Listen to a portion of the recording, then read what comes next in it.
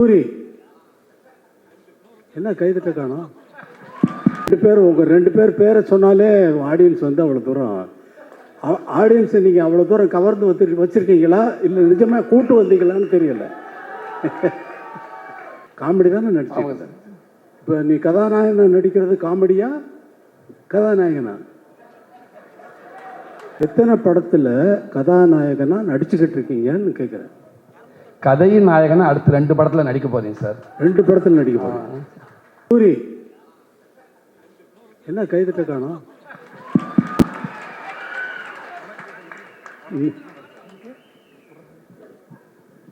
நீ கூப்பிட்டு வந்த ஆட்கள்லாம் தட்ட சரியா வேலை செய்யல பத்தியா?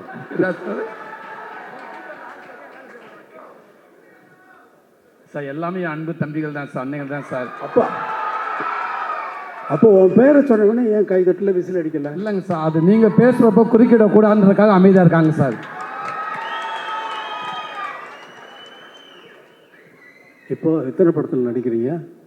எத்தனை படத்தில் கதாநாயகன் நடிக்கிறீங்க சார்? இப்போ 3 படத்தில் நடித்து முடிச்சிருக்கீங்க சார். எத்தனை படத்தில் கதாநாயகனாக நடிச்சுக்கிட்டு இருக்கீங்கன்னு கேட்குறேன். கதையின் நாயகனா அடுத்து 2 படத்தில் நடிக்க போறீங்க சார். 2 படத்தில் நடிக்க போறீங்க. கதாநாயகனை உன்னை ஆக்குனது வெற்றிமாறன் தான். காமெடி தானே நடிச்சீங்க. இப்போ நீ கதாநாயகனை நடிக்கிறது காமெடியா கதாநாயகனா?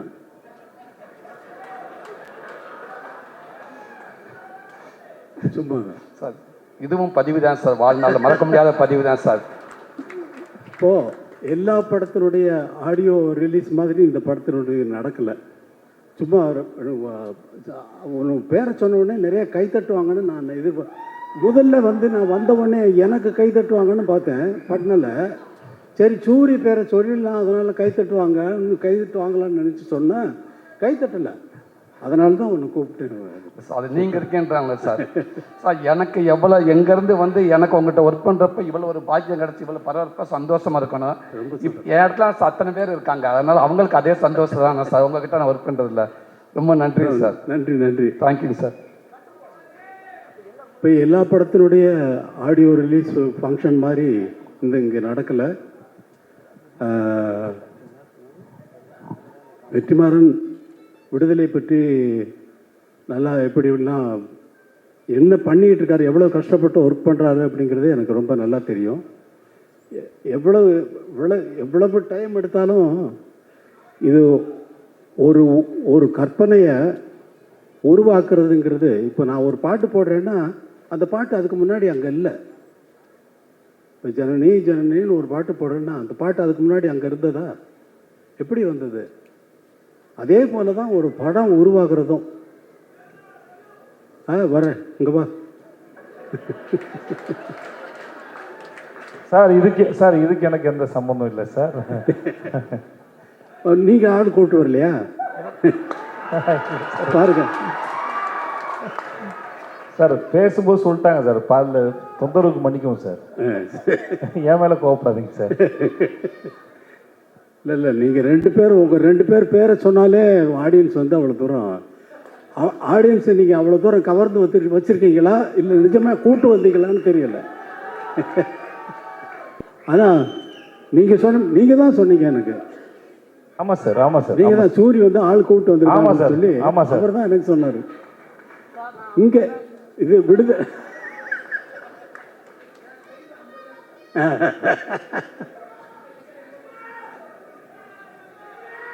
ரொம்ப சந்தோஷம். தினந்தனமோ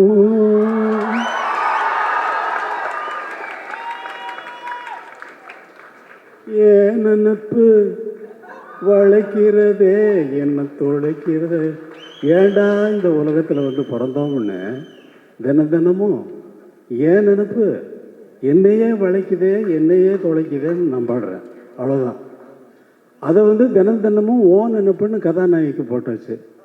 அதை பாடுறதுக்கு சஞ்சய் சுப்பிரமணியம் அவர்களை வச்சு நான் பாட்டை எடுத்துனதுக்கு அப்புறமா வந்து வெற்றிமாறன் வந்து இல்லை சார் உங்கள் வாய்ஸ் வேணும்னாரு. அப்புறம் அவருக்குன்னு ஒரு பாட்டு மனசில் ஒரு மாதிரியாக இருக்குது அப்படின்னு சொல்லி பாட்டேன். மனசில் ஒரு மாதிரியாயிருக்கு. அமைதியாக கேளுங்க. மனசுல மனசுல ஒரு மாதிரியாயிருக்கு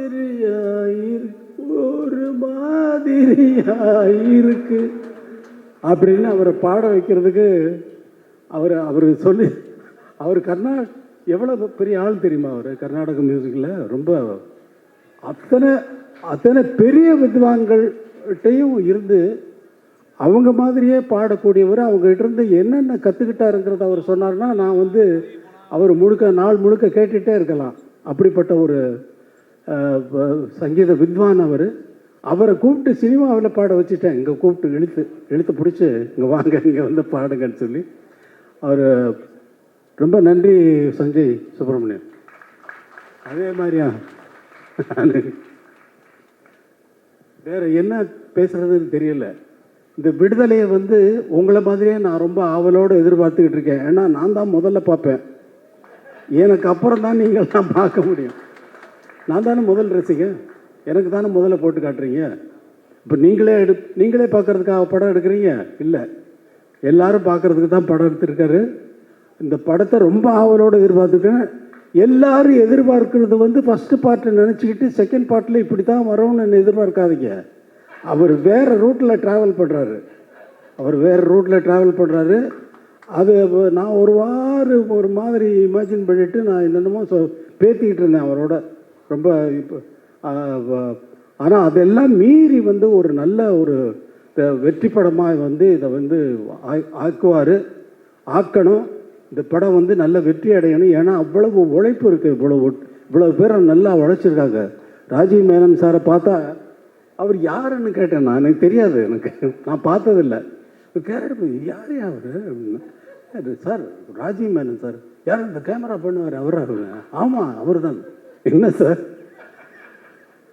அதே மாதிரி சேத்தன் ரொம்ப அவர் செகண்ட் பார்ட்டில் நான் எதை பார்த்து ரொம்ப பாராட்டணும் அதெல்லாம் வெற்றிமாறன் கட் பண்ணிட்டார்.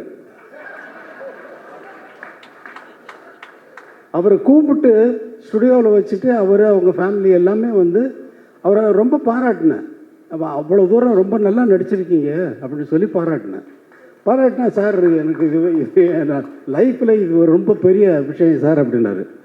ஆனால் அதெல்லாம் நான் எதிர்பார்த்து பார்த்து அதெல்லாம் கட் பண்ணிட்டார் வெற்றிமாறன். ஆனால் அவர் தானே டைரக்டர், அவர் டிசைட் பண்ணுறாரு. அவர் டிசைட் பண்ணுறது தான் நம்ம படமாக பார்க்குறோம். இந்த ஒரு படத்தை உருவாக்குறது ரொம்ப கஷ்டமான விஷயம். ஒரு டியூனை உருவாக்குறது அதே போல். டியூன் எனக்கு எப்பொழுதுமே என்ன இருக்கும்னா, ஒரு டைரக்டர் ஒரு படம் ஒர்க் பண்ணுறேன்னா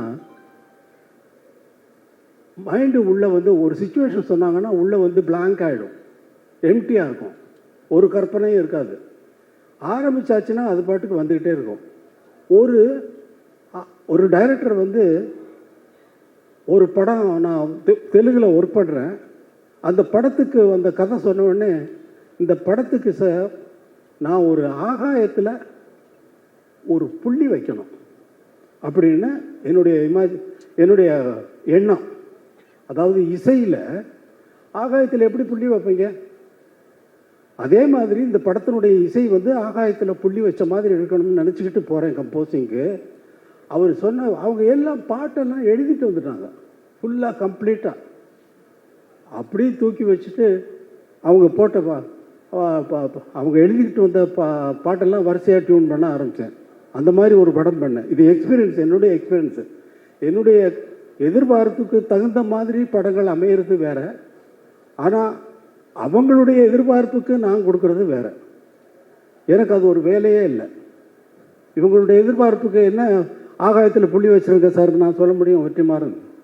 அவர் சொல்கிறதெல்லாம் கேட்டுட்டு அப்படியே வாட்சேன்னா அது பாட்டுக்கு அவர் ஃபுல்லாக ரெக்கார்ட் பண்ணுறாரு. ஃபுல்லாக நான் திடீர்னு பார்த்துட்டு எங்கேயோ திரும்பிட்டு பாடிட்டு பார்த்தா இவர் இப்படி இந்த பக்கம் இப்படி பிடிச்சி என்ன வெற்றிமாறன் ரெக்கார்ட் பண்ணிக்கிட்டு இருக்கீங்களா? அந்த ஃபுட்டேஜ் எல்லாம் எனக்கு கொடுங்க. அவர் வேற எங்கேயாவது போட்டாருன்னா அது ஒரு நல்ல ப்ரைஸ் கிடைக்கும்.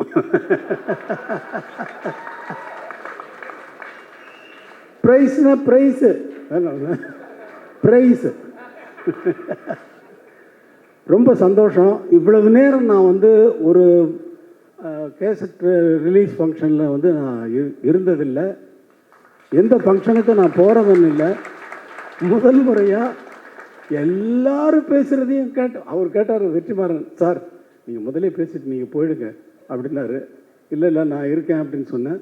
அதே மாதிரி எல்லாரும் பேசுகிறதையும் கேட்கறதுக்கு எனக்கு ஒரு சந்தர்ப்பம் இது வந்து இறைவன் ஏற்படுத்தி கொடுத்துருக்கான்.